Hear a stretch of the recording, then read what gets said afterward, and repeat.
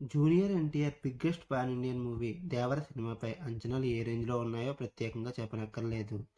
కొరటాల శివ దర్శకత్వంలో రూపొందుతున్న ఈ సినిమా సమ్మర్‌లో రానుంది. 'దేవర' ఫస్ట్ సన్నివేశాలను చూస్తుంటే సినిమా పాన్ ఇండియన్ రేంజ్‌కు తగ్గట్టుగా ఇంటర్నేషనల్ స్టాండర్డ్‌తో రూపొందుతుందని తెలుస్తుంది. సముద్రం, ఓడలతో పాటు రక్తంతో నిండిన ప్రపంచాన్ని హైలైట్ చేశారు. 'నెవర్ బిఫోర్' అనేలా మాస్ అవతార్‌లో దేవరగా ఎన్టీఆర్ కనిపించబోతున్నాడు. రక్తంతో తడిసిన డి ఆకారంలోని ఆయుధాన్ని ఎన్టీఆర్ శుభ్రం చేస్తూ, ఈ సముద్రం చేపల కంటే రక్తాన్ని ఎక్కువగా చూసింది.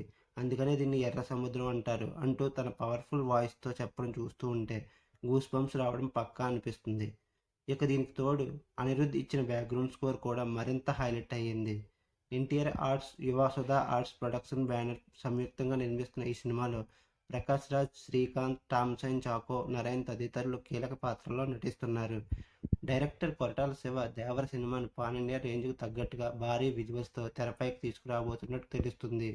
ఇక 'దేవర' సినిమా 2 భాగాలుగా రూపొందుతుంది. తొలి భాగం 'దేవర పార్ట్ 1' ప్రపంచవ్యాప్తంగా ఏప్రిల్ 5న తెలుగు, హిందీ, తమిళం, కన్నడ, మలయాళం భాషల్లో గ్రాండ్‌గా రిలీజ్ అవుతుంది. మరి అంచనాలకు తగ్గట్టుగా సినిమా బాక్సాఫీస్ వద్ద ఎలాంటి ఫలితాన్ని అందుకుంటుందో వేచి చూడాలి.